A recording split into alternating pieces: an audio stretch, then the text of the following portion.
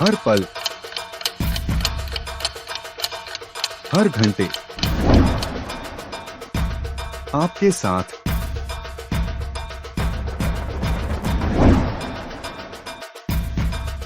संपूर्ण सनातन दर्शन।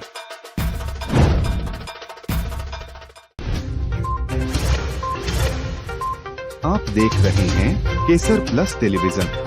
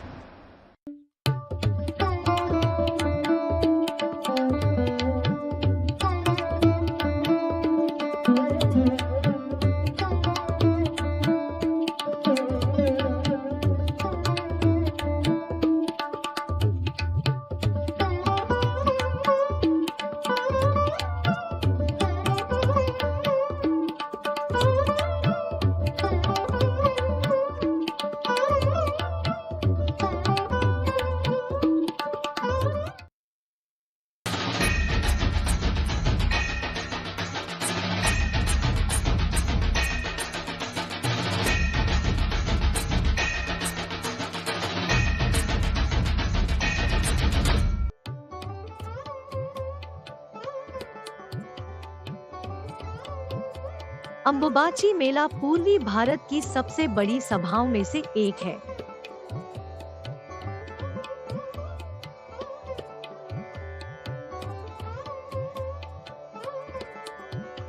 यह कामाख्या मंदिर का सबसे महत्वपूर्ण त्योहार है और हर साल जून के महीने में मनाया जाता है।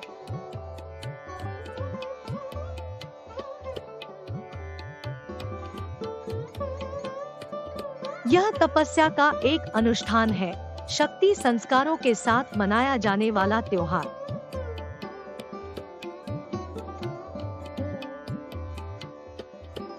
मान्यता यह है कि कामाख्या मातृ पंथ शक्ति का प्रतीक है।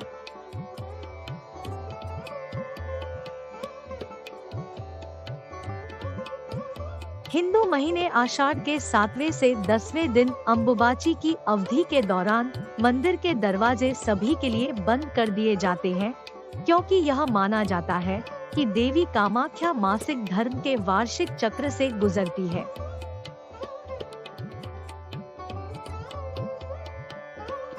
बारहवें दिन औपचारिक रूप से कपाट खोले जाते हैं और उस दिन मंदिर परिसर में एक बड़ा मेला आयोजित किया जाता है। अंबुबाची का अर्थ है पानी से बोली जाने वाली, और इसका अर्थ यह भी है कि इस महीने के दौरान होने वाली बारिश पृथ्वी को उपजाऊ और प्रजनन के लिए तैयार करती है। इस दौरान दैनिक पूजा बंद रहती है। इसके बाद मंदिर में प्रवेश करना शुभ माना जाता है। इस प्रकार अंबुबाची की अवधारणा का मूल रचनात्मक प्रभाव और कृषि, सामाजिक और धार्मिक विचारों के तत्व हैं, जिन्होंने इस घटना के उद्भव में योगदान दिया है। इस प्रकार यह प्रतीकात्मक रूप से धार्मिक स्वीकृति द्वारा समर्थित है।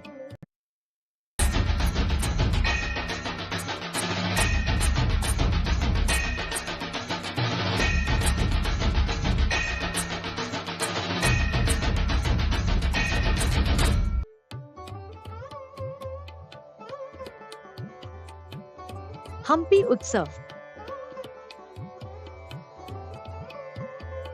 Hampi in Karnataka was once the flourishing capital of the glorious Vijayanagara Empire, which was one of the greatest empires of the Indian history.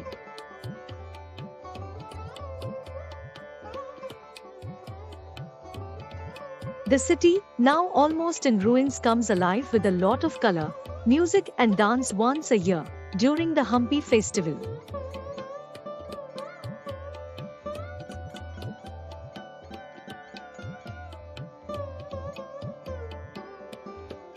The celebrations for the Hampi festival in Karnataka include various programs that keep the spirits of the people high and give them an opportunity to rejoice and relive the glory of their land.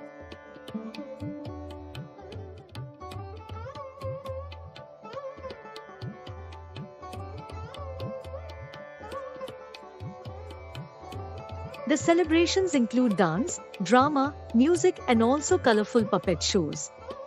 There are also beautiful fireworks at display that light up the sky and spectacular processions carried out, all of which recreate the splendor of Hampi.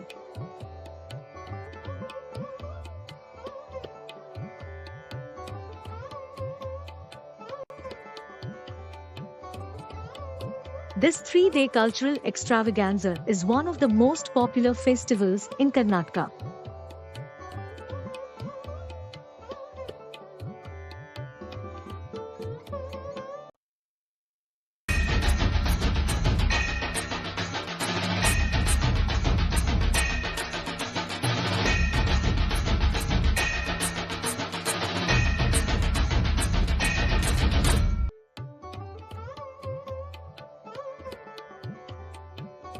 Kumbh Mela. Kumbh Mela तीर्थयात्रियों का एक सामूहिक जमावड़ा है जो एक पवित्र नदी में स्नान डुबकी लगाने के लिए इकट्ठा होते हैं। उत्तराखंड में यह पवित्र नदी गंगा के किनारे होने के कारण हरिद्वार में आयोजित किया जाता है। इसे दुनिया का सबसे बड़ा शांतिपूर्ण जमावड़ा माना जाता है।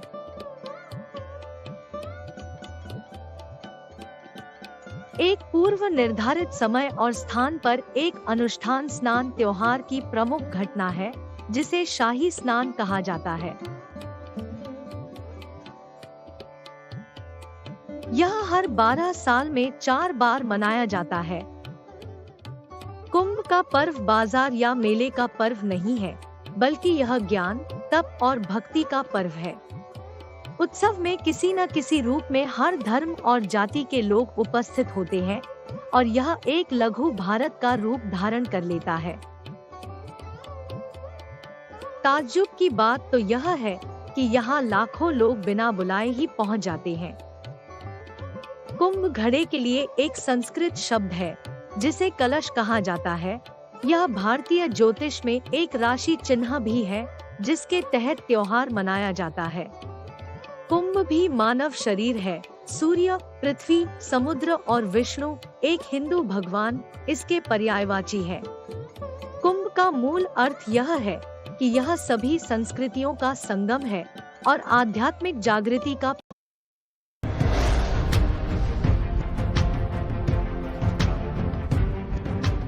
नेपाल में 20 सबसे प्रसिद्ध मंदिर। नेपाल एक विशिष्ट संस्कृति का दावा करता है जो शानदार और अविस्मरणीय है। देश तीर्थ स्थलों और मंदिरों से भरा हुआ है जो न केवल पवित्र है बल्कि अपनी संपूर्ण सुंदरता के लिए भी जाने जाते हैं।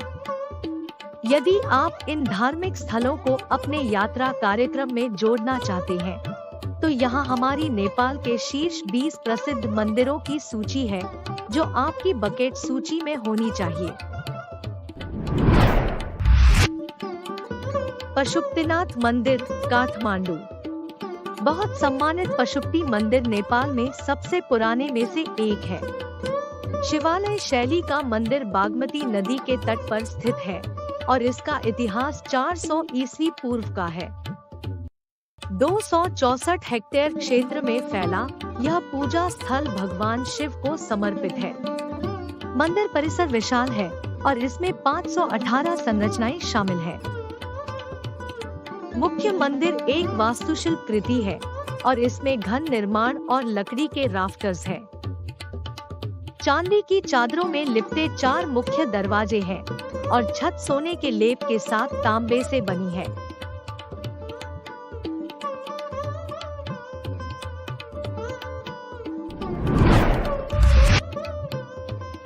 चंगू नारायण मंदिर, भक्तपुर। नेपाल में सबसे पुराने मंदिर के रूप में प्रतिष्ठित चांगू नारायण मंदिर लिच्छवी राजवंश के शासनकाल के दौरान बनाया गया था। मंदिर नारायण के रूप में भगवान विष्णु को समर्पित है। दोबंदे शिवालय शैली के मंदिर में 4 दरवाजे हैं जो पत्थर के शेरों द्वारा संरक्षित है। मंदिर के पश्चिम में गरुड़ की एक विशाल मूर्ति है। गुहेश्वरी मंदिर, काठमांडू। 17वीं शताब्दी में राजा प्रताप मल्ला ने बागमती नदी के तट पर इस खूबसूरत मंदिर का निर्माण करवाया था।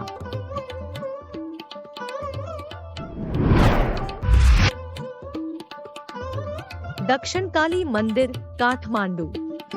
जैसा कि नाम से पता चलता है, दक्षिण काली मंदिर देवी काली को समर्पित है।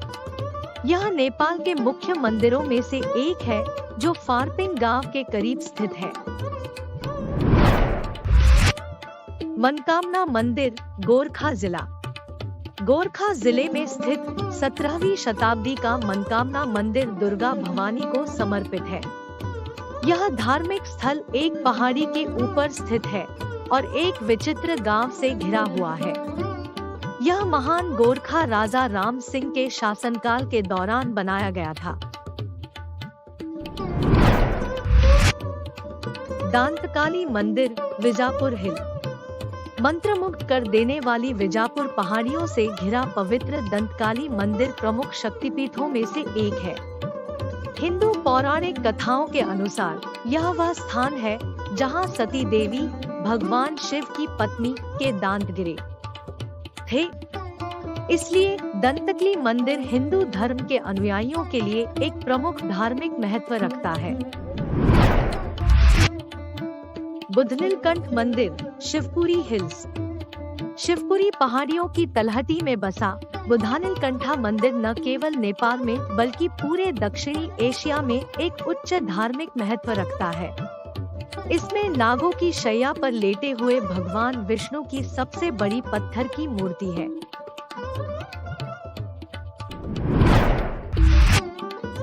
विंध्यवासिनी मंदिर पोखरा। पोखरा के गर्म पर्यटन स्थलों में से एक विंध्यवासिनी मंदिर अपने आप में अनूठा है। हलचल भरे क्षेत्र में शांति को गले लगाने के लिए यह पवित्र स्थान आदर्श स्थान है।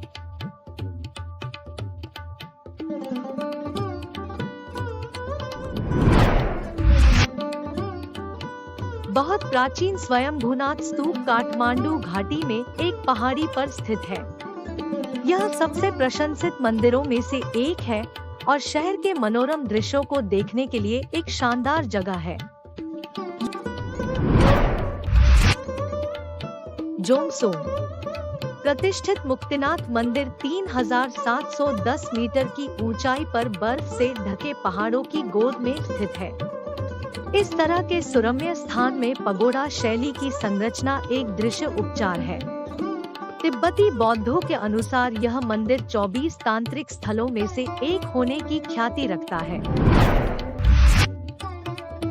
बागलुंग कालिका मंदिर नेपाल के सबसे पवित्र काली मंदिरों में से एक है। लोकप्रिय रूप से कालिका भगवती मंदिर के रूप में जाना जाता है। यह काली गंडकी नदी के ठीक ऊपर जंगल के अंदर स्थित है। काली को अक्सर देवी दुर्गा के सबसे शक्तिशाली रूपों और भगवान शिव की पत्नी के रूप में माना जाता है। यह प्रताप नारायण द्वारा निर्मित एक प्राचीन मंदिर है। गैंडाकोट शहर में स्थित मौला कालिका मंदिर हिंदुओं के लिए बहुत पवित्र है। समुद्र तल से 1841 फीट की ऊंचाई पर यह मंदिर गंडकी नदी के उत्तरी भाग में मौला पहाड़ी की चोटी पर बना हुआ है। मायादेवी मंदिर लुम्बिनी। मायादेवी मंदिर लुम्बिनी के यूनेस्को द्वारा घोषित विश्व विरासत स्थल में स्थित सबसे आइनिक बौद्ध मंदिरों में से एक है। यह भगवान बुद्ध का जन्म स्थान है और दुनिया भर से उनके अनुयायियों को आकर्षित करता है। इस मंदिर को पवित्र माना जाता है।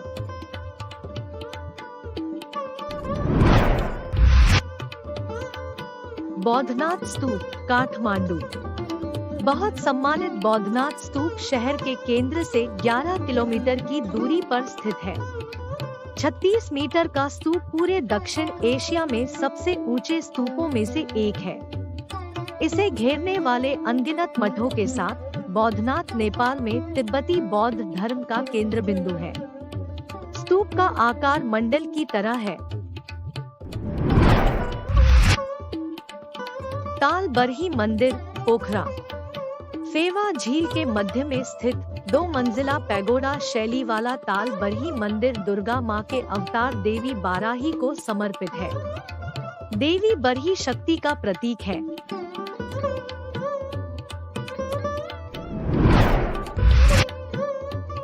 देवघाट धाम, तनहु जिला। देवघाट धाम नेपाल के सबसे धार्मिक और सांस्कृतिक केंद्रों में से एक है, जो कृष्णा गंडकी और सेती गंडकी नदियों के संगम पर स्थित है।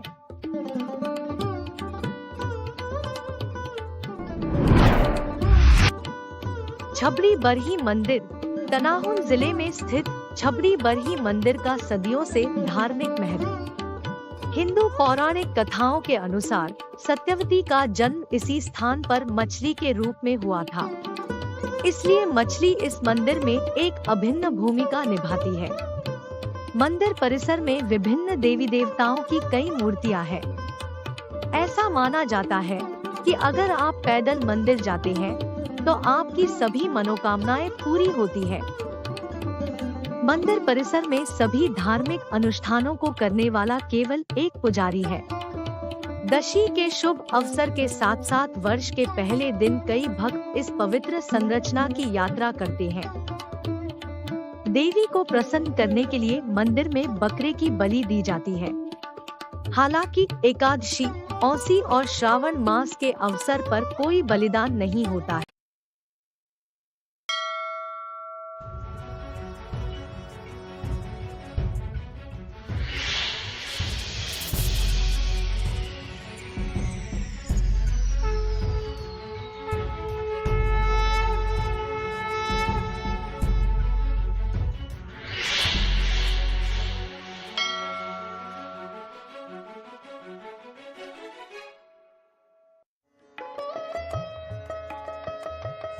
The Buseswara Temple in Karnataka is a simple yet elegant specimen of 12th century of Hoysala architecture. It is located in the village of Korvangla, 10 kilometers from Hassan city, in Hassan district or Karnataka state, India. The temple was built in 1173 AD by a rich officer called Busi or Buchiraja to celebrate the coronation of Hoysala King Veera Ballana II. Nearby are two more temples that are in ruins. From the inscriptions on the premises, it is evident that these two temples had been commissioned by Busi's older brothers, Govinda and Naka. This temple is protected as a monument of national importance by the Archaeological Survey of India.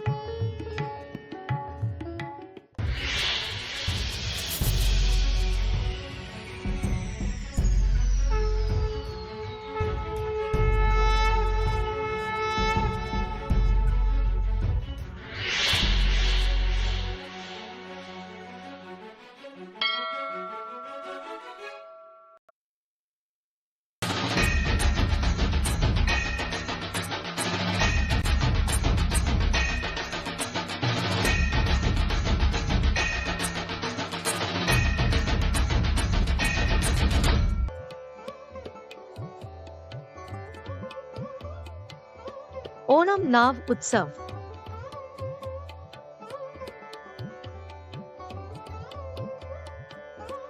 Onam Kerala के सबसे बड़े त्योहारों में से एक है।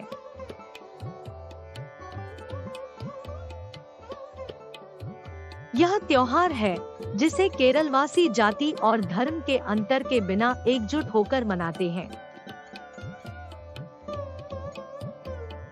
ओणम खेल और उत्सव का समय है और केरल में जहां 1/3 क्षेत्र नीचा है, नहरों, झीलों और बैकवाटर से ढका हुआ है, लोग जश्न मनाने के लिए अपनी नावों और देशी शिल्पों को ले जाते हैं।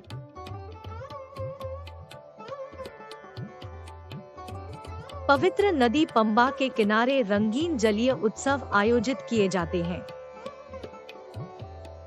ओणम केरल का सबसे महत्वपूर्ण फसल उत्सव है और राज्य के भीतर और बाहर हजारों लोगों के लिए एक आकर्षण है। यह मलयालम महीने चिंगम, अगस्त के अंत और सितंबर की शुरुआत में मनाया जाता है। ओणम एक फसल उत्सव है और एक वर्ष के कठिन परिश्रम के बाद प्रकृति की कृपा का उत्सव मनाता है। त्रिचूर का विस्तृत जुलूस और पंपा नदी पर शानदार सर्प नौका दौड़ इस उत्सव की आनंददायक प्रकृति को चिन्हित करते हैं। प्रभावशाली एवं पर्यावरण अनुकूल स्वास्थ्य। Ayurveda. The modern medicine having its own role, surgery having its own role, and holistic medicine having its own role. विश्व भर से आयुर्वेद सेवाएं, औषधि, अनुसंधान और पारंपरिक आधुनिक विज्ञान। सभी स्टूडेंट्स जितना है आते हैं, वहां से इंडिया से आते हैं, उन लोगों को क्या गाइडेंस देते हैं? आ सकते हैं, सभी लोग आ सकते हैं, किंतु उसके लिए फंडिंग चाहिए, उनके लिए फाइनेंशियल सपोर्ट चाहिए। More than 200 Ayurveda doctors, experienced doctors in America, so those people able to guide them properly and to work on that.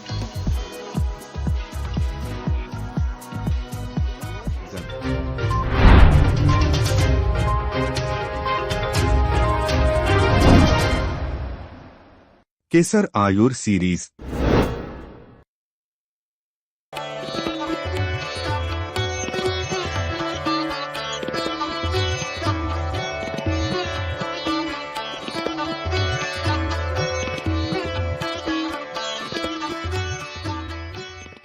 ततः शङ्खाश्च भैर्यश्च पणवानकगोमुखाः सहसैवाभ्यहन्यन्त सशब्दस्तु मुलोऽभवत्. And immediately all the conches and drums, the trumpets and horns blared forth in tumultuous uproar. तत्पश्चात शंख, नगाड़े, ढोल व श्रृंगी आदि वाद्य एक साथ ही बज उठे, जिनका बड़ा भयंकर शब्द हुआ। ततः श्वेतैर्हयैर्युक्ते महति स्यन्दने स्थितौ माधवः पाण्डवश्चैव दिव्यौ शङ्खौ प्रदध्मतुः.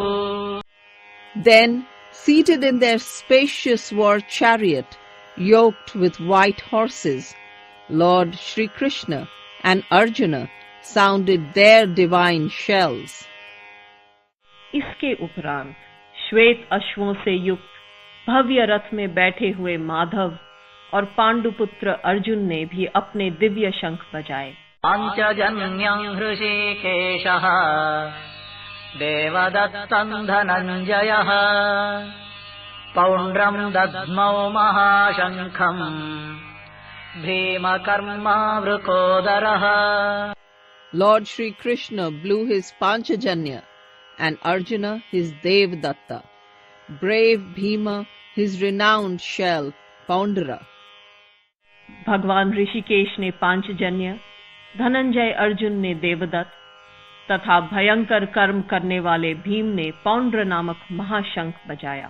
अनंत विजयं राजा कुन्ते पुत्रो युधिष्ठिरः नकुलः सहदेवश्च सुघोषमणिपुष्पकौ.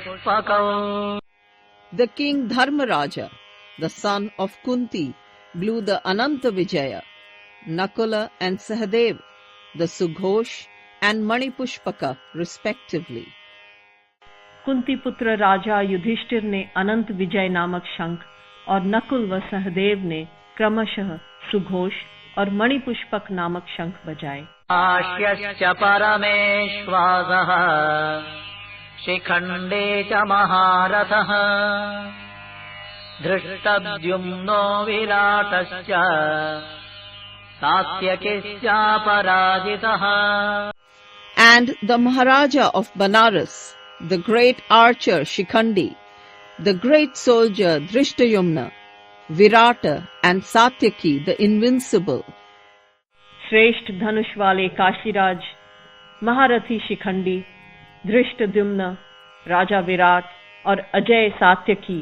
द्रुपदो द्रौपदेयाश्च सर्वशः पृथिवीपते सौभद्रश्च महाबाहुः शङ्खान् दद्मुः पृथक् पृथक्. And O King Drupada, the sons of Draupadi and Saubhadra, the great soldier, blew their conches. हे राजन, राजा द्रुपद, द्रौपदी के पुत्र और महाबाहु सौभद्र इन सब ने अलग अलग शंख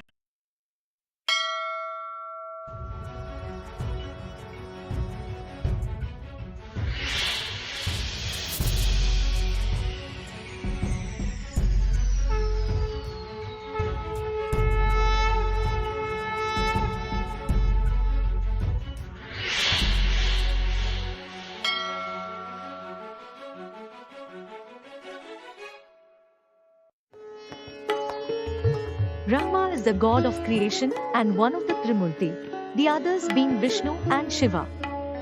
This Brahma temple is known to have been built in the 5th century AD and is thus considered to be an ancient pilgrim center for Hindus in Goa.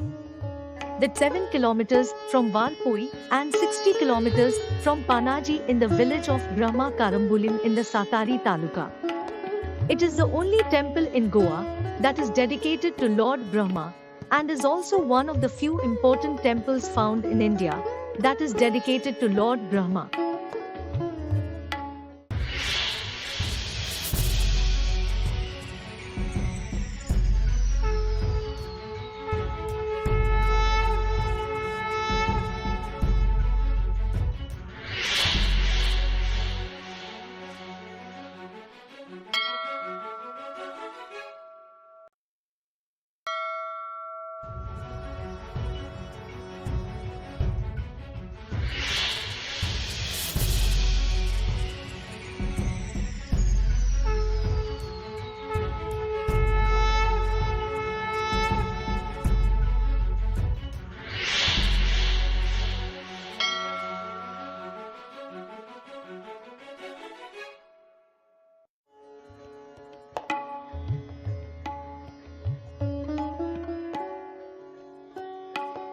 The Kandaria Mahadeva temple is located in the Chhatarpur district of Madhya Pradesh in central India. It is in the Khajuraho village, and the temple complex is spread over an area of 6 square kilometers. The Kandaria Mahadev temple was built during the reign of King Vidyadhara. The temple structure above the plinth is dexterously planned and pleasingly detailed. The superstructure is built in a steep mountain shape or form, symbolic of Mount Meru, which is said to be the mythical source of creation of the world. The superstructure has richly decorated roofs which rise in a grand form terminating in the shikra, which has 84 miniature spires. The carvings on the entrance gate shows the tactile quality of the stone and also the character of the symmetrical design that is on view in the entire temple, which has high relief carvings of the figurines. Finely chiseled, the decorative quality of the ornamentation with the sharp inscribed lines has strong angular forms and brilliant dark light patterns. The carvings are of circles, undulations giving off spirals or sprays, geometric patterns, masks of lines and other uniform designs, which has created a pleasant picture that is unique to this temple among all others in the complex.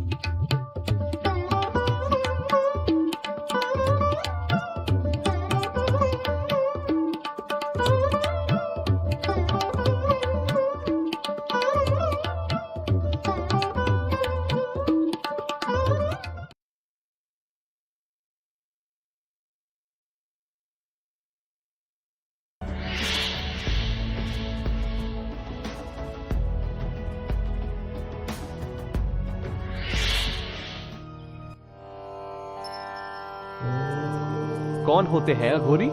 कैसे करते हैं साधना? अघोर पंथ के प्रणेता भगवान शिव माने जाते हैं।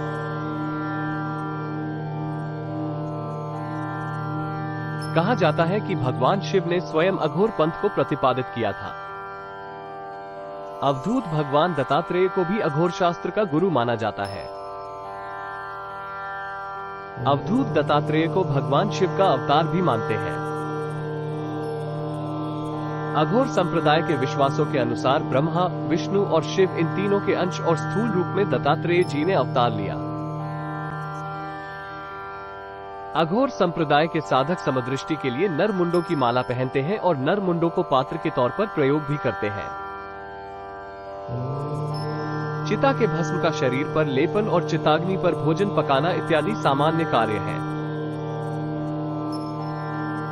अघोर दृष्टि में स्थान भेद भी नहीं होता, अर्थात महल या शमशान घाट एक समान होते हैं। वाराणसी या काशी को भारत के सबसे प्रमुख अघोर स्थान के तौर पर मानते हैं। भगवान शिव की स्वयं की नगरी होने के कारण यहाँ विभिन्न अघोर साधकों ने तपस्या भी की है। यहाँ बाबा कीनाराम का स्थल एक महत्वपूर्ण तीर्थ भी है। काशी के अतिरिक्त गुजरात के जूनागढ़ का गिरनार पर्वत भी एक महत्वपूर्ण स्थान है। जूनागढ़ को अवधूत भगवान दत्तात्रेय के तपस्या स्थल के रूप में जानते हैं। अपने आप में मगन रहने वाले ये तांत्रिक समाज से दूर रहते हैं। हिमालय की कठिन तराइयों में इनका वास होता है। कहते हैं इन्हें साक्षात शिव भी दर्शन देते हैं और जब तक इन्हें ना छेड़ा जाए किसी का अहित नहीं करते। अघोरियों के बारे में मान्यता है कि बड़े ही रूखे स्वभाव के होते हैं, लेकिन भीतर उनमें जन कल्याण की भावना छुपी होती है। अगर किसी पर मेहरबान हो जाए तो अपनी सिद्धि का शुभ फल देने में भी नहीं हिचकते और अपनी तांत्रिक क्रियाओं का रहस्य भी उजागर कर देते हैं। इनके आशीर्वाद शीघ्र प्रतिफलित होते हैं। यह अगर खुश हो जाए तो आपकी किस्मत बदलने की क्षमता रखते हैं।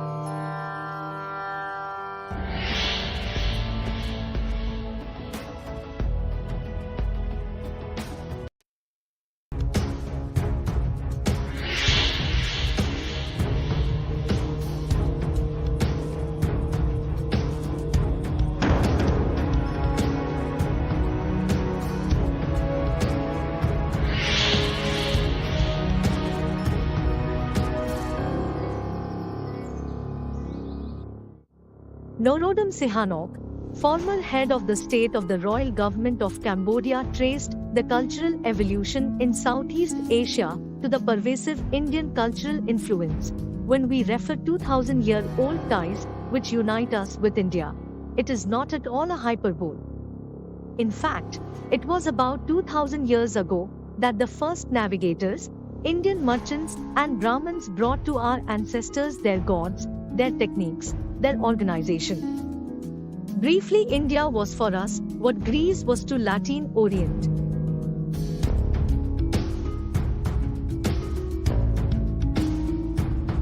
Cambodia's Hinduism can be traced back to the Funan kingdom, which ruled between 100 BC and 500 AD. During this period, kings worshipped Vishnu and Shiva. When the Khmer Empire came to power, Hinduism remained the dominating religion until Jayavarman VII. Angkor is a region in Cambodia that served as the seat of the Khmer Empire, the largest empire of Southeast Asia that flourished between the 9th and 15th centuries. This ancient and revered Cambodian province is home to astonishing and enduring architectural evidence of the Khmer Empire's Hindu and Mahayana Buddhist beliefs. The temples of Angkor are awe-inspiring reminders of what was the largest pre-industrial urban center in the world. In Cambodia and in the mighty remains of Angkor, the only artistic influence that can be detected is from India. Angkor Wat, built in the early 12th century, served as a monument to a powerful king, Suryavarman II, and also as his tomb. The temple, dedicated to Vishnu, covers over a square mile. Its beautifully carved bas-reliefs depict scenes from the Indian epic, the Ramayana, and from Suryavarman's life. Nowhere in the world outside India one can see the glory of its past splendor so well exhibited as in Cambodia. There are several hundred Hindu and Buddhist temple ruins throughout the countryside, especially around the town of Siem Reap near the large lake Tonle Sap.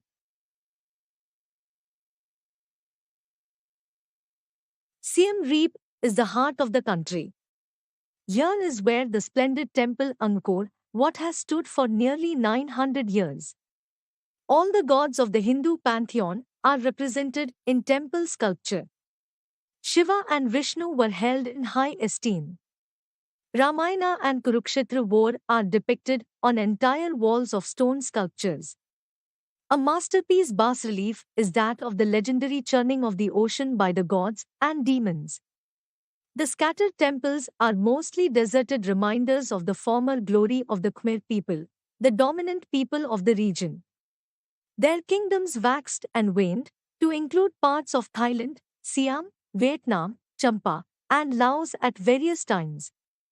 Mostly neglected for centuries, and then ransacked and looted by occupying forces, the treasures of Cambodia are scattered all over the world now, mostly taken by Europeans. Smuggling of artifacts continues to this day. Cambodia has a very checkered history of war and destruction.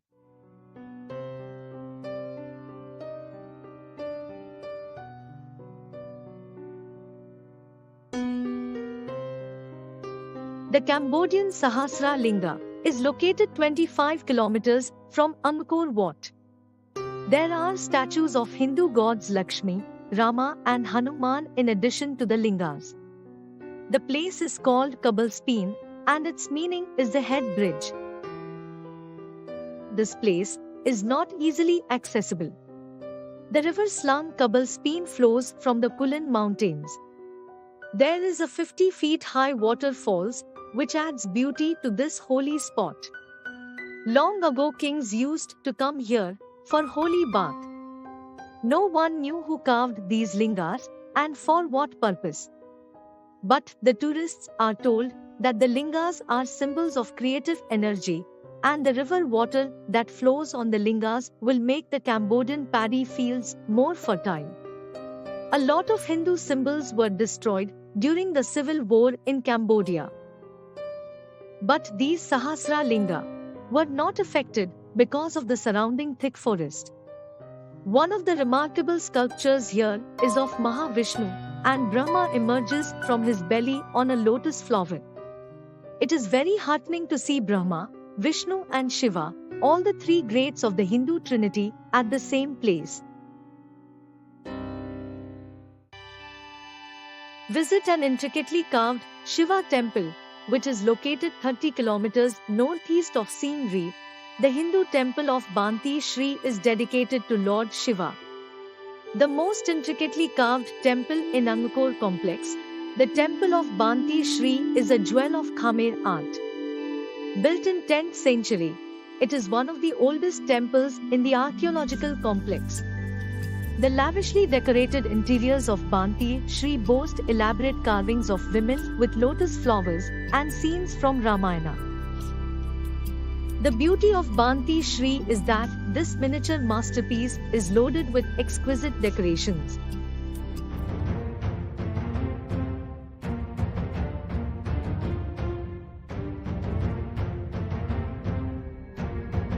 Riamka is a Cambodian epic poem based on the Ramayana epic.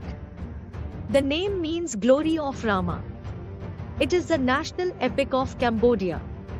More than just a reordering of the epic tale, the Riamka is a mainstay of the royal ballads repertoire. Like the Ramayana, it is a philosophical allegory, exploring the ideals of justice and fidelity as embodied by the protagonists, King Rama and Queen Sita. The epic is well known among the Khmer people for its portrayal in Khmer dance theatre, in various festivals across Cambodia.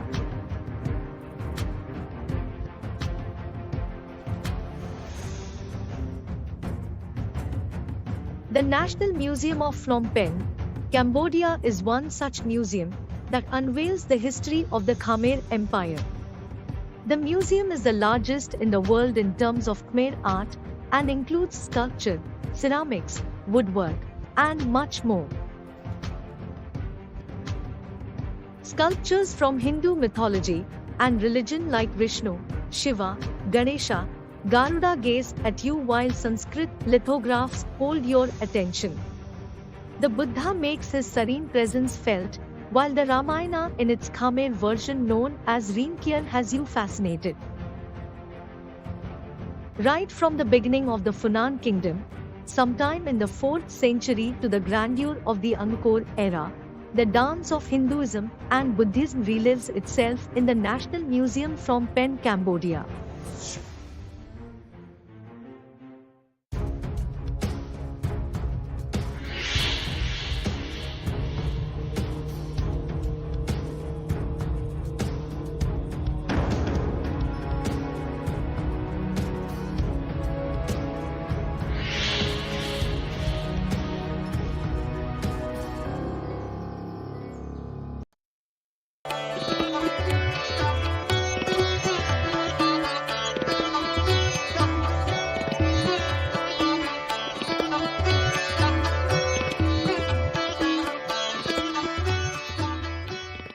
श्रीभगवानुवाच प्रजहाति यदा कामान् सर्वान् पार्थमनोगतान् आत्मन्येवात्मना तुष्टः स्थितप्रज्ञस्तदोच्यते.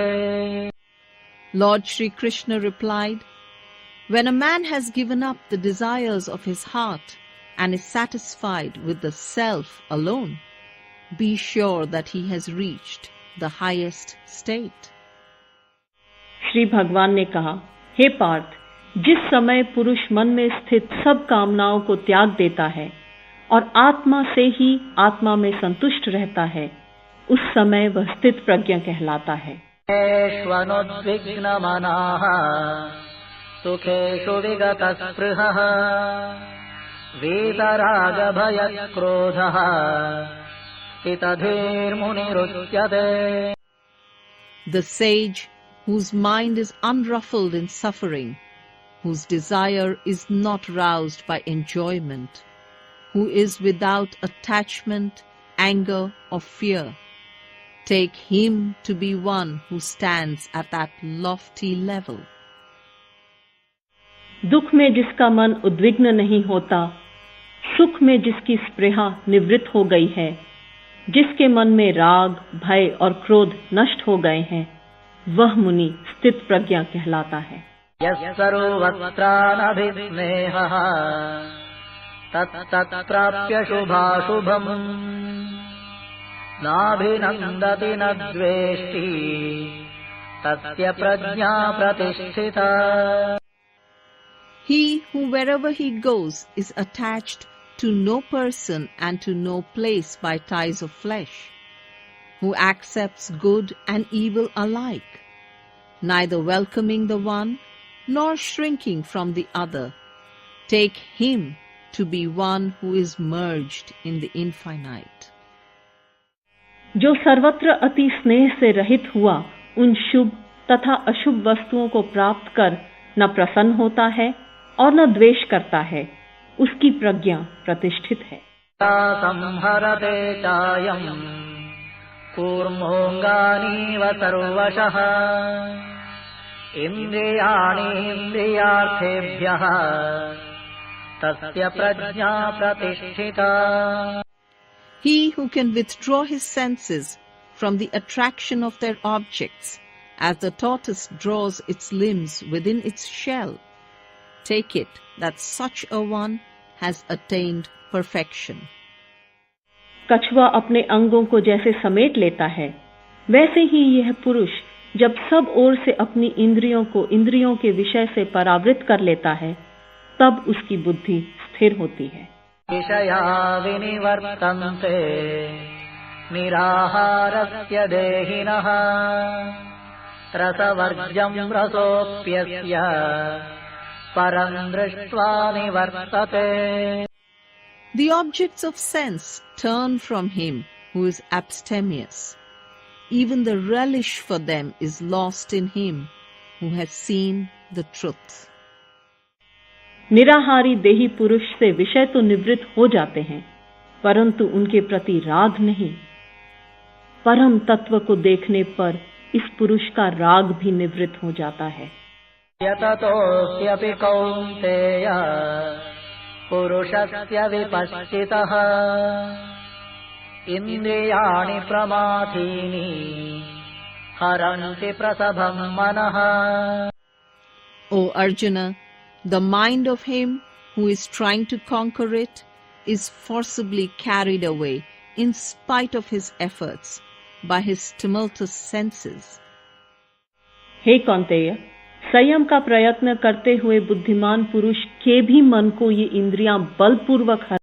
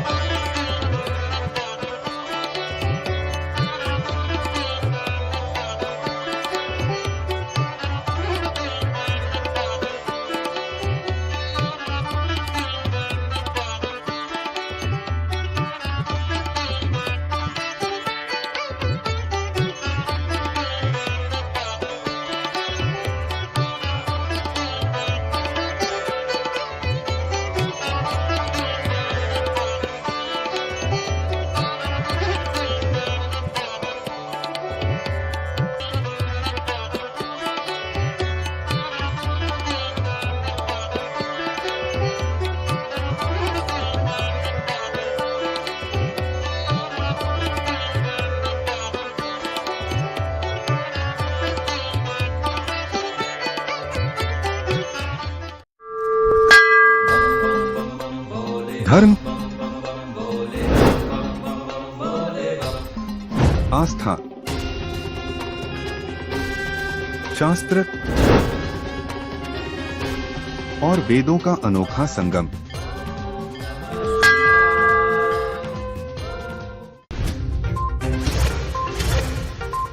आप देख रहे हैं Kesar Plus television.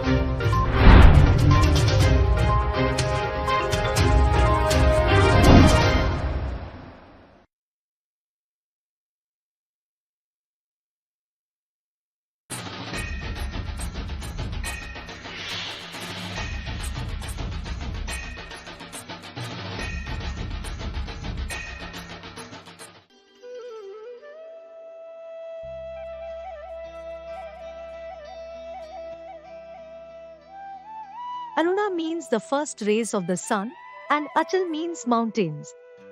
Arunachala are the hills that receives the first light of the sun in Bharat. In other words, Arunachal is the land of the rising sun.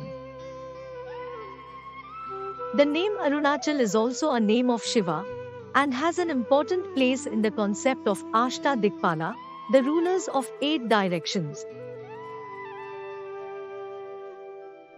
Arunachal Pradesh, the abode of the sun god, has a long international boundary which it shares with Bhutan on the west, China on the north and northeast, and Myanmar on the southeast side. The Lohit River, which feeds into the Parshuram Kund, was known as Lohitya in Puranic times.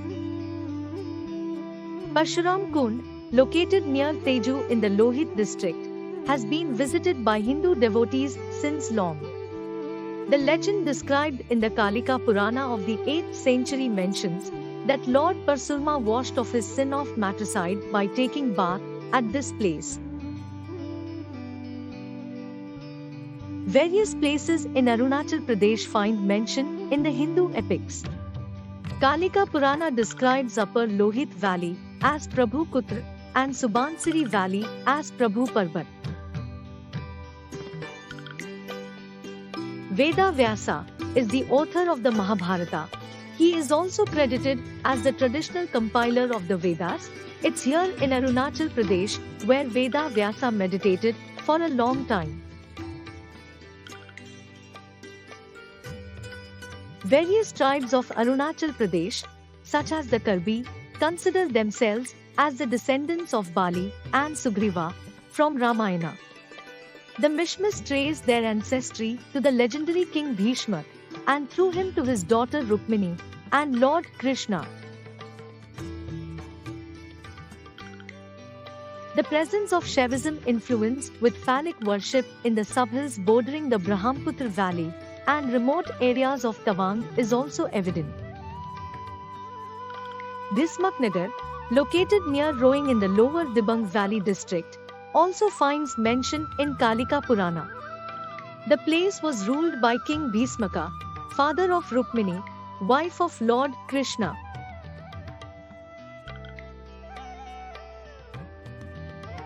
Malinithan is a complex of temple ruins located in the foothills of West Sine district. Excavations conducted over the years have unearthed 4 separate temple bases and a large number of sculptures and idols of Hindu gods and goddesses. The place is associated with the legend of Lord Krishna who rested at this place with his wife Rukmini on their way back from Bhismaknagar as described in Kalika Purana. They were welcomed by Lord Shiva and his consort goddess Parvati with garlands and flowers.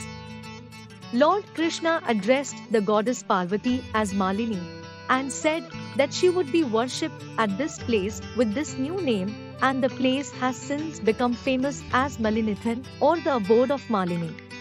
The presiding deity of the temple is Durga Malini.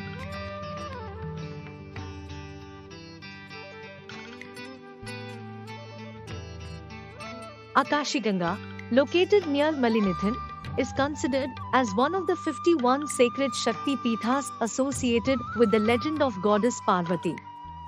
The legend says that the head of the Sati had fallen at this place.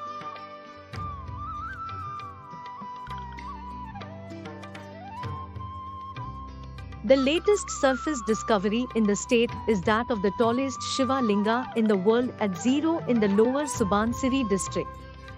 The miraculous discovery of Shiva Linga happened in the holy month of Shravan in the year 2004 in the deep forest.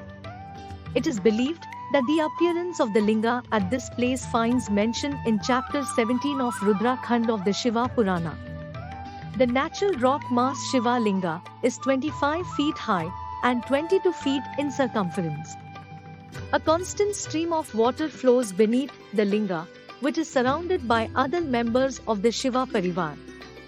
The trunk of Lord Ganesha is in the front side, while the goddess Parvati and Lord Kartikeya are on the back side in the form of smaller lingas.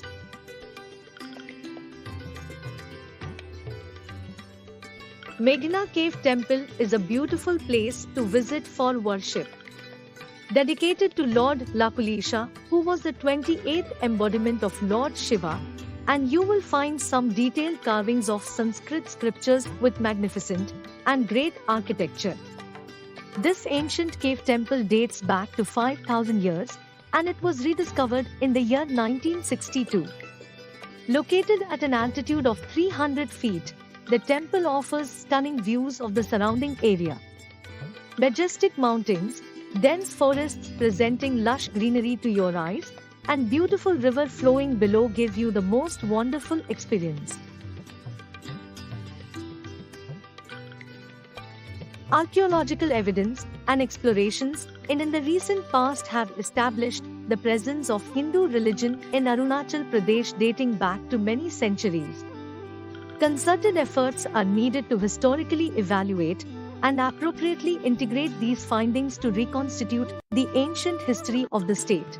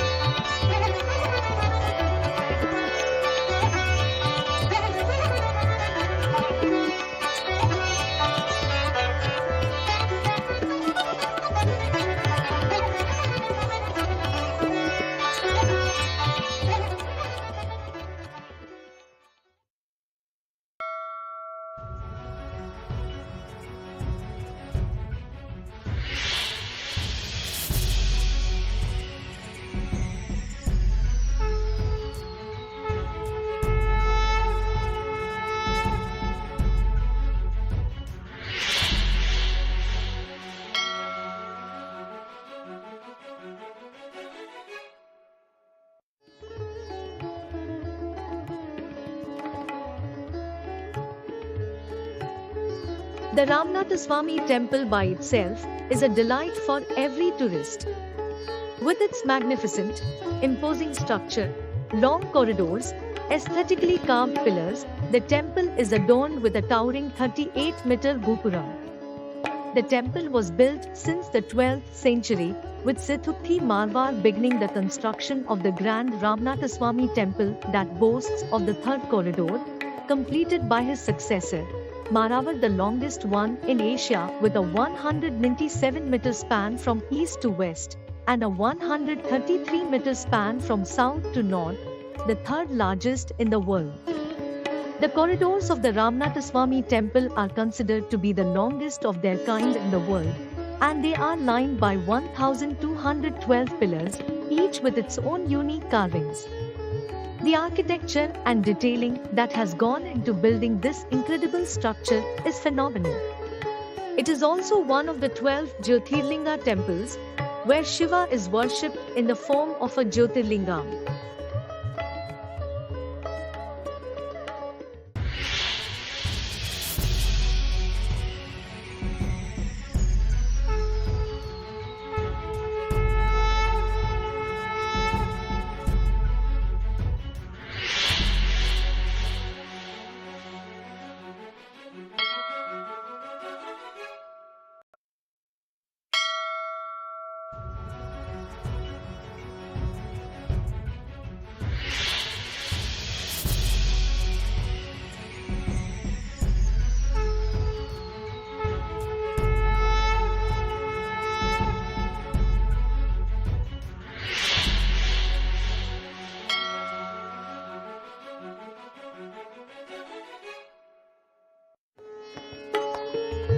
Brahma is the god of creation and one of the Trimurti, the others being Vishnu and Shiva. This Brahma temple is known to have been built in the 5th century AD and is thus considered to be an ancient pilgrim center for Hindus in the 7 kilometers from Valpoi and 60 kilometers from Panaji in the village of Brahma Karambulim in the Satari Taluka. It is the only temple in Goa that is dedicated to Lord Brahma and is also one of the few important temples found in India that is dedicated to Lord Brahma.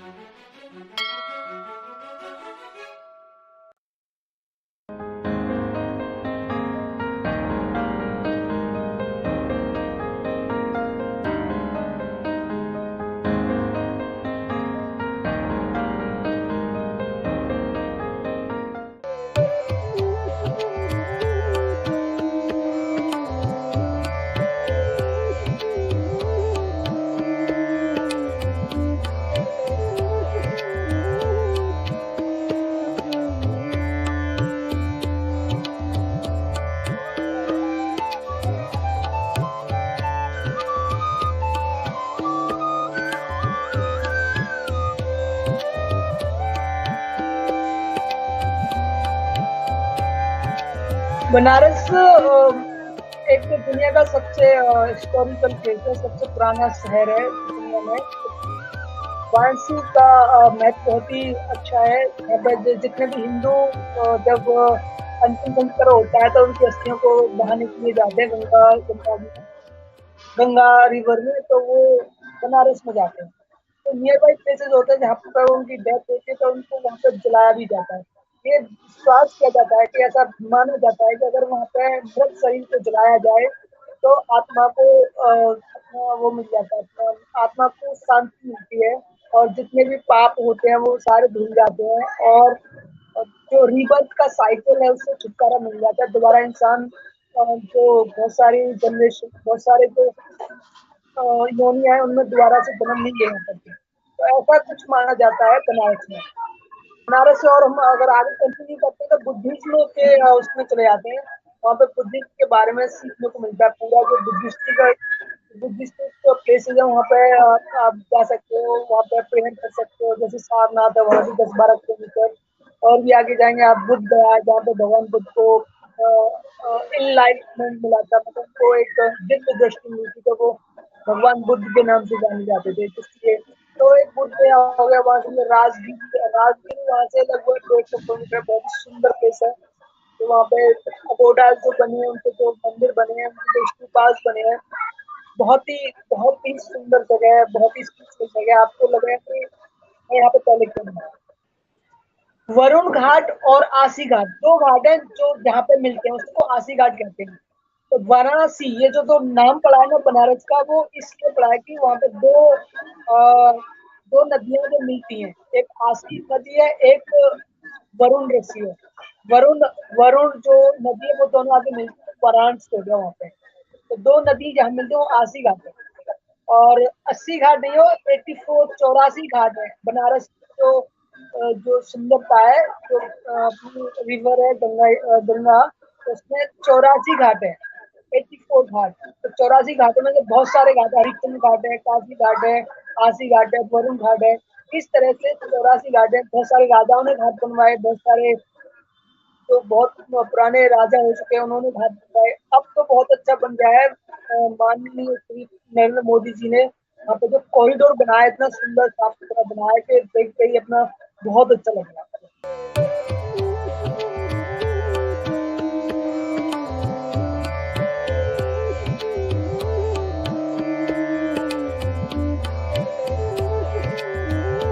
Rishikesh के लिए 2 night में हो जाएगा। ऋषिकेश हरिद्वार दोनों, वहाँ पे rafting भी कर सकते हैं। बहुत सुंदर राफ्टिंग होती है, शिप से लेके लगभग 6-7 किलोमीटर रिवर राफ्टिंग होती है। बहुत ही सुंदर गंगा जी में साक्षात तुम जाते हो, बैठ के जाते, बड़ा अच्छा होता है।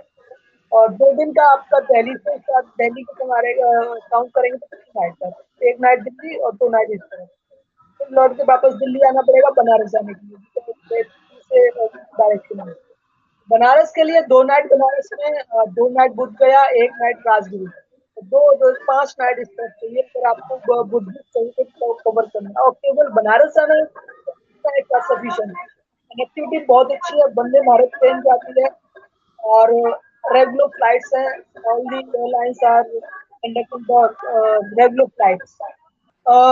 गवर्नमेंट अप्रूव्ड गाइड का लाइसेंस है मेरे पास, जो मैंने स्टार्ट किया था, जो मेरा एम था बनने का कि मैं टूरिस्ट गाइड बनना चाहता हूँ, क्योंकि डिफरेंट कल्चर, डिफरेंट ट्रेडिशन और जानने का मौका मिलता है, घूमने का भी अवसर रहता है जाने का, तो वो तो एक पार्ट हो गया। अब मैं पिछले 2 साल से मैंने अपनी वेबसाइट बनाई है और अपना खुद का जो बिजनेस करना चाहता हूँ मैं, कि खुद ही सारे होटल्स बुक करूँ, सारा ट्रांसपोर्ट हायर करूँ, सारी फ्लाइट ट्रेन सब कुछ मैं करूँ। तो उसके लिए मैं एज ए टूर ऑपरेटर एक वेबसाइट बनाई है, ताजमहल वोयाजेस। तो ताजमहल वोयाजेस के नाम से मैं ऑपरेट करता हूँ साथ। तो ज्यादातर इनबाउंड ट्रेवलर्स के साथ काम किया है मैंने। इनबाउंड मतलब जो बाहर से जो लोग आते हैं इंडिया घूमने के लिए। और पिछले 5 साल से मैं tourist guide as a tour manager काम कर रहा हूँ, फ्रीलांसर है। तो अबाउट रिलीजियस टूरिस्ट प्लेसेस, तो इसमें सबसे पहले ऋषिकेश आएगा, Haridwar Rishikesh towards the north of Delhi. तो Haridwar Rishikesh is the best destination to feel that spirituality with the holy river Ganga. वहाँ पे गंगा जी जो स्टार्ट होती है प्लेन्स पे आके, पहले पहाड़ों से गुजरती हुई आती है, तो ऋषिकेश में प्लेन्स में आके, प्लेन्स मतलब सतह जो होती है वो ढलान जो होता है नदी का प्लेन हो जाता है। तो ऋषिकेश से स्टार्ट होता है और बहुत ही शुद्ध पानी होता है। यहाँ पे स्नान करना हर की पौड़ी है अपने हरिद्वार में। और ऋषिकेश में आप परमार्थ निकेतन आश्रम घाट है, परमार्थ निकेतन घाट है, वहाँ पे आरती होती है, लाइक बनारसी जो हर रोज बनारस में होती है, वो वाली फीलिंग और स्पिरिचुअलिटी को फील करने के लिए आप ऋषिकेश जा सकते हो। और आप हर की पौड़ी मथुरा में, सॉरी हरिद्वार में।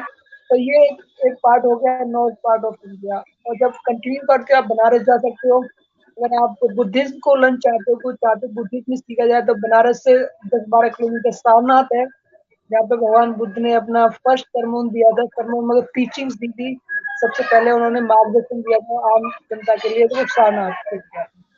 और भी थोड़ा और चलते हैं तो कुशीनगर है अपना, बुद्ध गया है, राजगिरी है, तो एक पूरा एक बुद्धिस्ट सर्किट होगा। वहाँ पे जाके आप फील करोगे जो बुद्ध के टेम्पल होते हैं, स्तूपाज होते हैं, अगोडाज होते हैं, अगोडा शांति स्तूपा होते हैं। तो वहाँ पे आप टोटली लॉस्ट इन बुद्धिज्म, तो वहाँ पे एक रियल आपको बुद्धिज्म मिलेगा if you continue forward from Banaras towards Buddha गया, राजगिरी एंड कुशीनगर। तो ये अपने रिलीजियस डेस्टिनेशन है जो हम कवर करते हैं। अगर हम जब वो समुद्र मंथन हुआ था, जब अमृत निकला था उस समुद्र से, तो देवताओं और असुरों के बीच में लड़ाई हुई थी उस अमृत को लेने के लिए। तो जब युद्ध चल रहा था, दोनों में खींचातानी हो रही थी, तो 4 ऐसी जगह हैं भारत में जहाँ पर जो अमृत की बूंदें गिरी थी। तो Haridwar is one of them. तो हरिद्वार भी उनमें से एक है जहाँ पे अमृत की बूंदें गिरती। तो Har ki Pauri is the place in Haridwar, Rishi Pauri के पास में। तो वहाँ पर कुंभ मेला भी आयोजित होगा आफ्टर 12 ईयर्स। तो ये बहुत ही religious important place है in regards of this mythology of समुद्र मंथन। तो वहाँ पे हम जाते हैं, कुछ स्पेशल डेज होते हैं, हिंदुस्तानी जो रिलीजियस लोग हैं जो चाहते हैं कि हमें कुछ पापों से मुक्ति मिले, ऐसा कुछ मिले, तो वहाँ पे हल्की पौड़ी में जाकर स्नान करते हैं। सावन के महीने में स्पेशली जाते हैं, वहाँ पे बहुत सारे गुरु पूर्णिमा होती है, बहुत सारे लोग ऑकेशनली वहाँ जाते हैं, वहाँ स्नान करते हैं, तो अपने आप को गुड फील करते हैं। छोटा 4 धाम कहलाता है, बद्रीनाथ, केदारनाथ और उत्तरकाशी, गुप्तकाशी, ये 4 धाम है अपने, छोटा 4 धाम होता है। यहाँ पे every Hindu person should visit once in life. 4 धाम की यात्रा के लिए वहां से स्टार्ट होगा ऋषिकेश से, हम बद्रीनाथ जाते हैं रुद्रप्रयाग होते हुए, और बहुत सारे छोटे छोटे डेस्टिनेशन है। जो अलकंदा और जो 2 नदियां मिली हैं वो रुद्रप्रयाग है, वहां से गंगा नाम दिया गया है इस नदी का। पहाड़ों से गिर के आगे रुद्रप्रयाग पे 2 नदियों का संगम होता है। तो वो जहाँ पे होता है उसे कहता है रुद्रप्रयाग, वहाँ से गंगा उसको नाम दिया गया है। तो हाँ, ऋषिकेश से स्टार्ट होता है 4 धाम के लिए ऑनवर्ड हिमालय। मंदिर है हरिद्वार और ऋषिकेश के बीच में मनसा देवी टेम्पल है। वहाँ बहुत अच्छा है। तो रोप वेज होगी वहाँ पे, अपना जो रोप वेज होते हैं मतलब जो उड़न खटोला होते हैं उस पर जा सकते हैं। और ऋषिकेश में बहुत सारे घाट हैं और ऋषिकेश में अपना राम झूला, लक्ष्मण झूला, बहुत सारे छोटे-छोटे टेम्पल, आश्रम। और ऋषिकेश जो वर्ल्ड मैप में जो ऋषिकेश जो है इंटरनेशनल योगा सिटी। तो Rishikesh from all over the world people come for yoga. तो योगा सेंटर्स है वहाँ पे, सर्टिफिकेट प्रोग्राम्स होते हैं 15 डेज के, 20 डेज के, लाइक 50 डेज के एज वेल। तो वहाँ पे yoga is the main centre in the world. Rishikesh is the yoga for yoga. जी, फ़ोन नंबर आप ले लीजिए 8377 जिससे हम बात कर रहे हैं, 8377 8307 www.tajmahalvoyages.com tajmahalvoyages.com।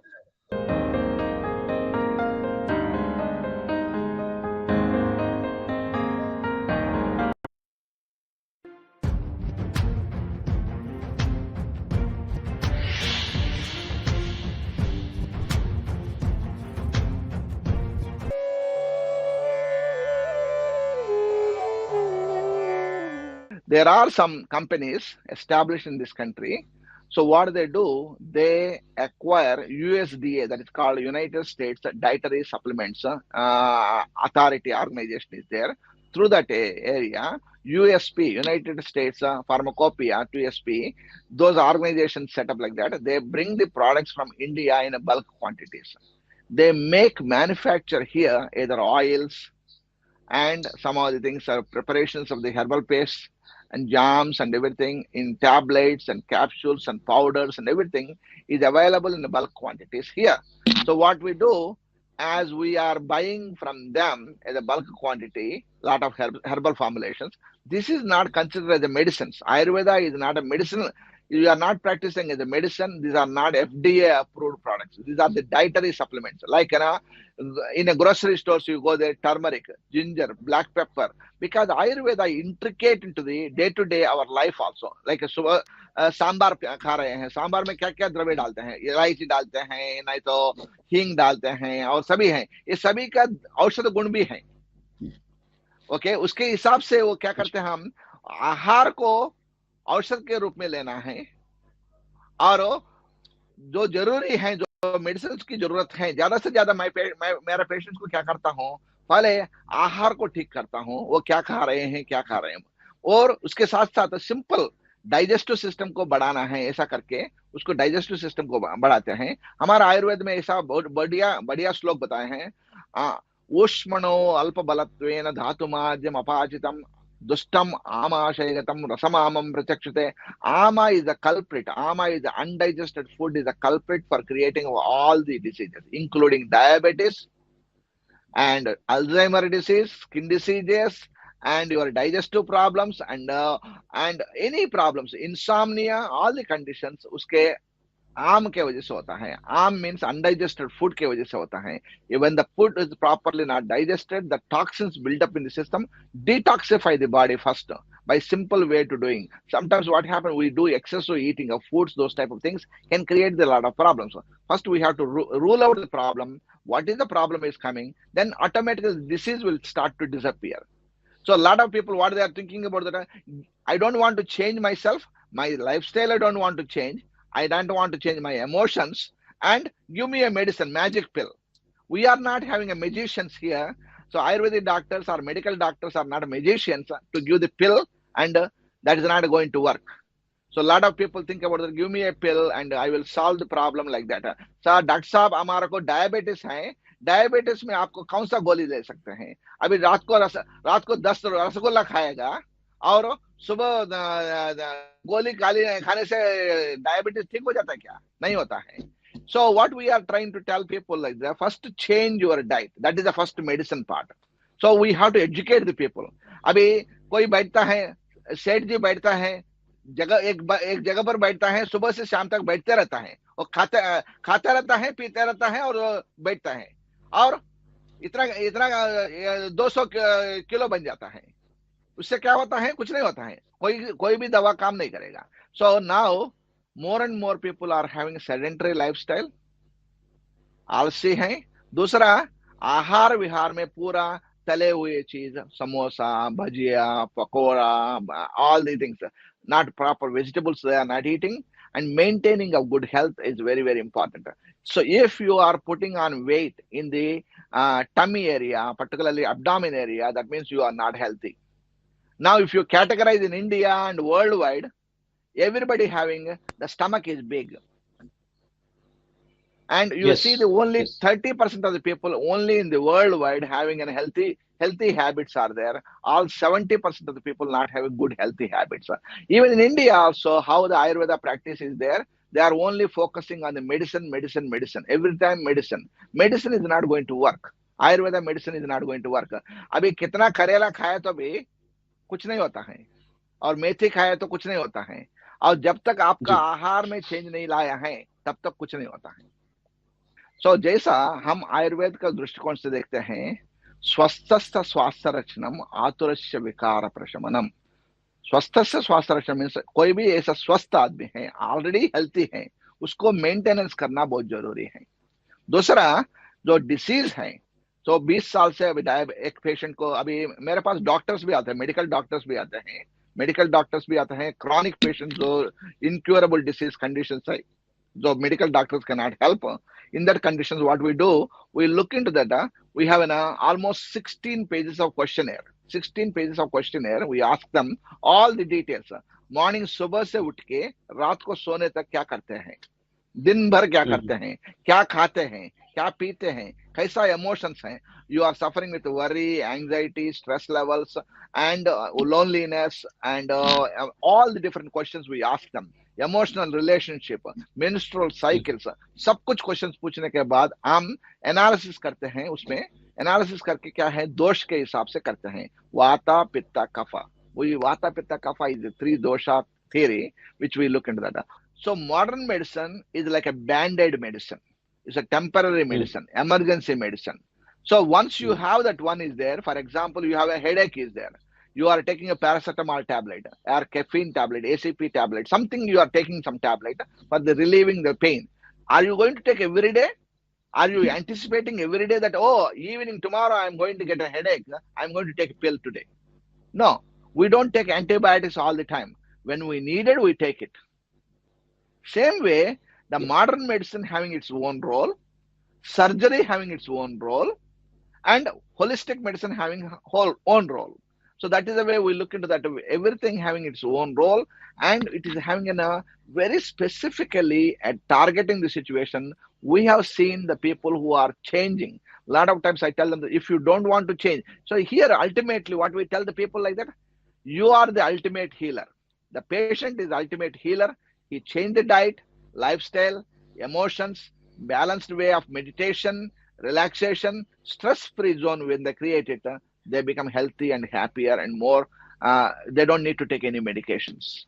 Allopathy medicine, conventional medicine, or chemical medicine is invented only 200 years back, 300 years back. So that Hippocrates has brought this knowledge. Whereas Ayurveda, thousands of years back. So the way is that what we try to do, we have to incorporate everything. The body is healing quality is there. Body having an innate quality of healing. Everybody's body is to heal the body in such a way that how to do it, we have to incorporate daily routine and yoga, meditation, relaxation. Spending time with the family also is very, very important to heal the body. Thank you one and all for giving the opportunity. Dr. Shekhar Annambotla from United States of America. I live in Pennsylvania. Please feel free to contact us. We have a website called ojas.us, ojas.us, United States, US. And apna.aapna.org and Global Ayurveda Academy and studyayurveda.com. We are doing a lot of activities around the globe. Thank you one and all. Namaste.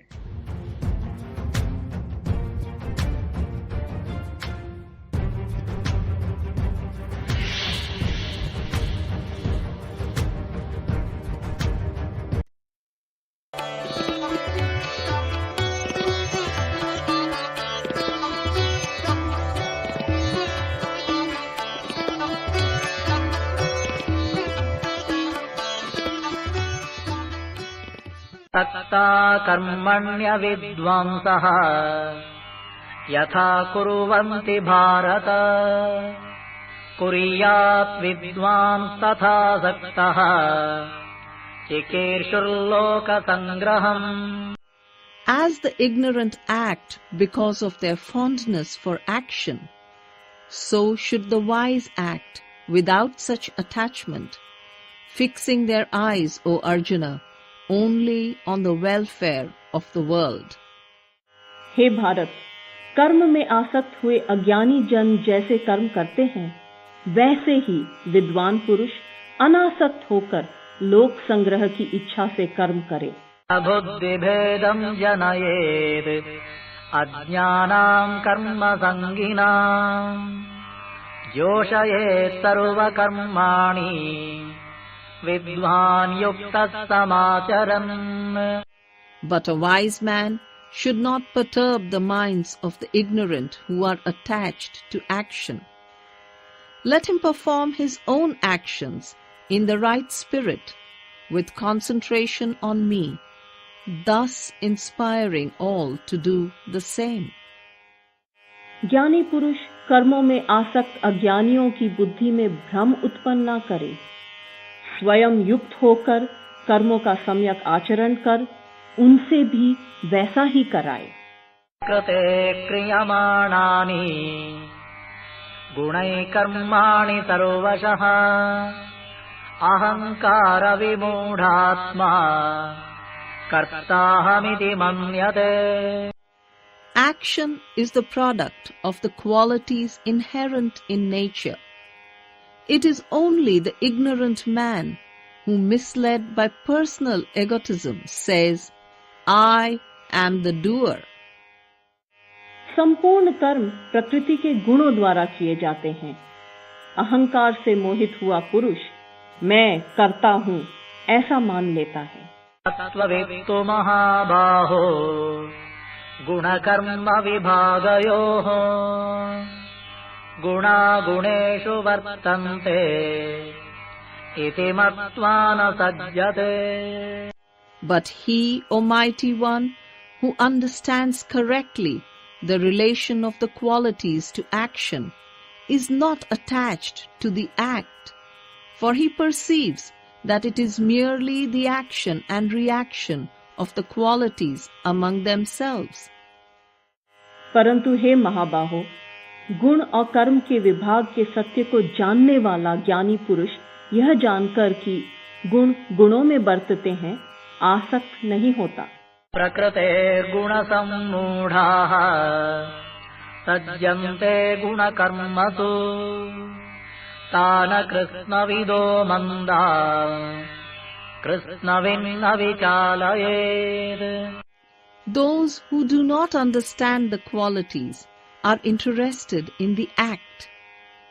Still, the wise man who knows the truth should not disturb the mind of him who does not. प्रकृति के गुणों से मोहित हुए पुरुष गुण और कर्म में आसक्त होते हैं. उन अपूर्ण ज्ञान वाले मंद बुद्धि पुरुषों को पूर्ण ज्ञान प्राप्त पुरुष विचलित न करें. मयि सर्वाणि कर्माणि सन्न्यस्याध्यात्मचेतसा निराशीर्निर्ममो भूत्वा युध्यस्व विगतज्वरः.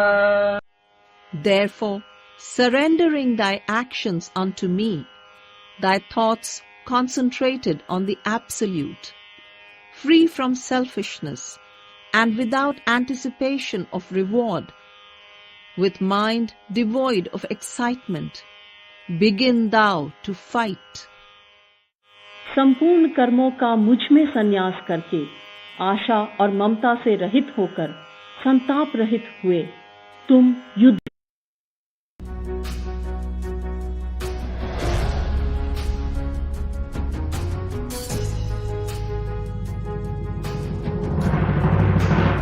Hello and welcome to Kesar Plus Television. और I hope you are enjoying the programming so far.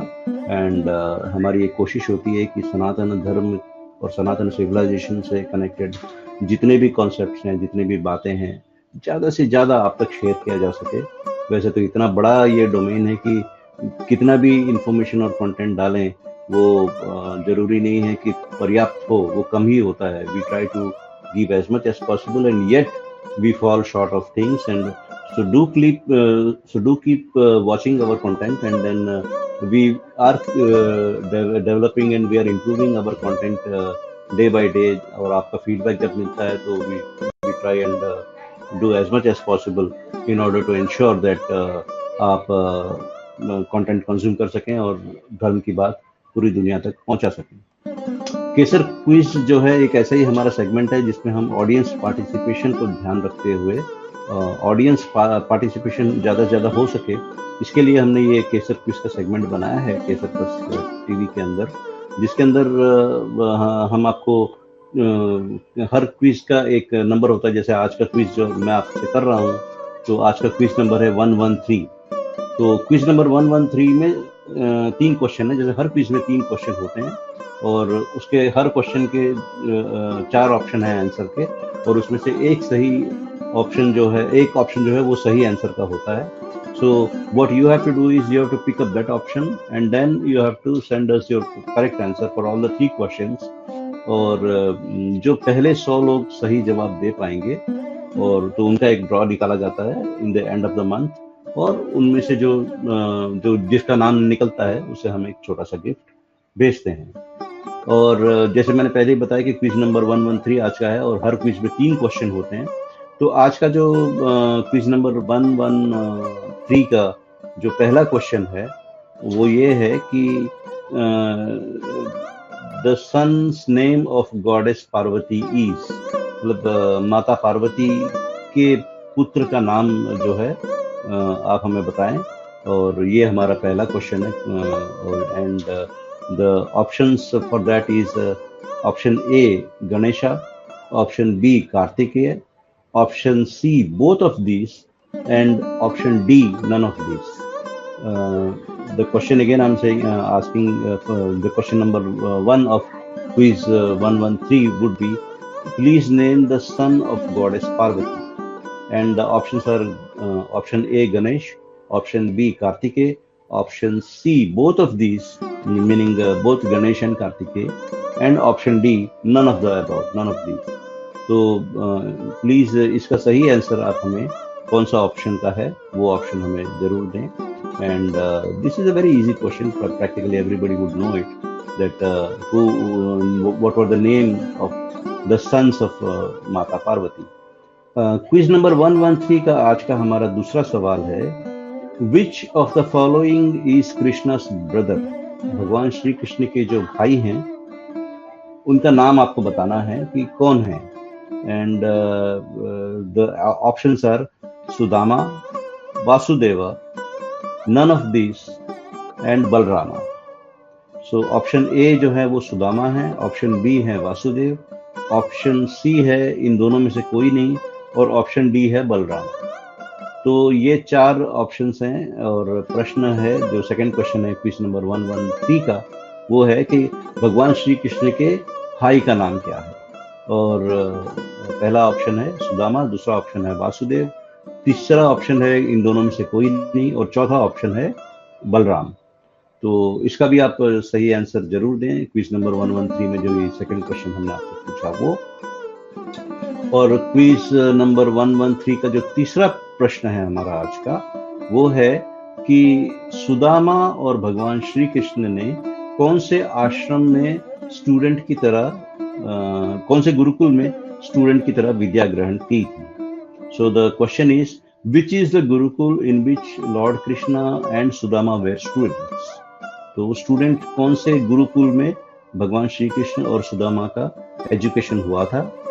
And the options would be Valmiki आश्रम, option A, option B is Yashoda Kutir, option C is Sandipani Ashram, and option D is Agastya Muni Ashram.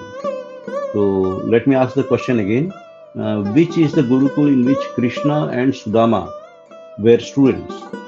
And the option is option A, Valmiki Ashram, option B, Yashoda Kutir, option C, Sandipani Ashram, and option D, Agastya मुनि आश्रम। तो ये 3 प्रश्नों के जो हमने अभी आपको क्विज नंबर 113 के बताए, तो ये 3 के सही आंसर जो सही आंसर का जो ऑप्शन है वो ऑप्शन आप लिख के हमें दिए गए फ़ोन नंबर पे जरूर व्हाट्सएप करें। ये और आप हमें ईमेल भी कर सकते हैं, ईमेल एड्रेस भी हमने आपके साथ शेयर किया हुआ है। और आप अपना इंफॉर्मेशन जरूर उसके अंदर डालें ताकि हम आपसे संपर्क कर सकें, और जब भी ड्रॉ हो और आप उसके विनर बने तो डेफिनेटली आपसे संपर्क करके आपका प्राइज आपको भेजा जा सके। So please participate in the quiz and have a nice day. Thank you.